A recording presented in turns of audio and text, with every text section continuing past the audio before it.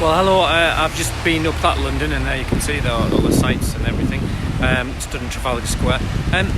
So really interesting to go up and have what is the Adopt a Reference group, and then to have the Children's Minister Michelle Donelan come. Donelan, not Donelan. Donelan. I guess there's a couple of things that makes it interesting. One is that she came, so that's that she had an intent.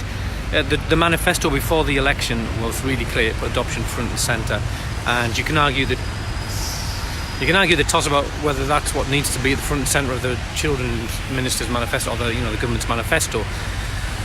But it is, and that's what it is. And so it was interesting that she wanted to come, and she spent an hour with us, which, I'd be honest, is the longest I think I've had a minister come to any meeting that I've ever been to. Spend an hour with us, took a lot of time, sort of laid out a few thoughts, but then very, very quickly got to wanting to know what people were thinking in relation to adoption and specifically thinking about recruitment. And I kind of tried to draw back that recruitment and support link. She'd mentioned support.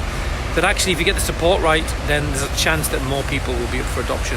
I mean, I could be real arse and I could be real pain in the backside and talk about, what are we looking at the bigger issues about, permanency, and should we be singling adoption out when the bigger issues are maybe in relation to what does permanency look like in 2020? What we think about the ethics and the values, and what changes in society, all of that kind of stuff that's really important. But she was there.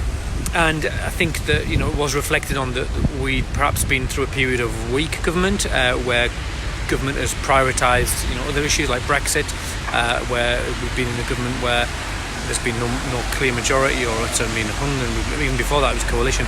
But now this government is in place, and they've put adoption front and centre. I don't know what that's going to mean. I don't know how that's going to pan out over the next 5 years. Whether that means that we'll end up with some reform, whether we'll have a spotlight shone on it.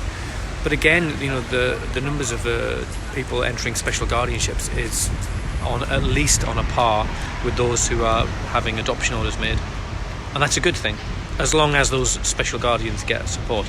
So an awful lot of stuff to think about. Thinking as well about what's realistic about the nature of support. Thinking about lifelong support. What does it mean for us to consider that children have needs at a certain age, but actually young adults need that, especially children. Young adults, children with special educational needs, SEN, they are technically considered to be children until 25, and the support services add up to that. It was an awful lot to unpack, really, and I'm slightly intrigued by my response, because I think, there's stuff going on here that I'm not sure what's happening. And the RAA, the regional adoption agencies, are moving along, and that's changing and altering, and that's what the government plan was. But the three pillars of the plan were, increasing adopter recruitment, changing to regionalisation, and developing the workforce, which is again an issue that never really seems to be mentioned. I don't see it. I was the only social worker. Well, no, I wasn't the only social worker. I'm only practicing social worker in the room. We dance around that, but I don't see anything coming from government from that. What the vision for change 2020, which is where we're at. Anyway, I feel like I'm probably prattling, and I need to maybe reflect on that. I'm going to walk back to King's Cross now, which is about 3 miles, which is just up that way.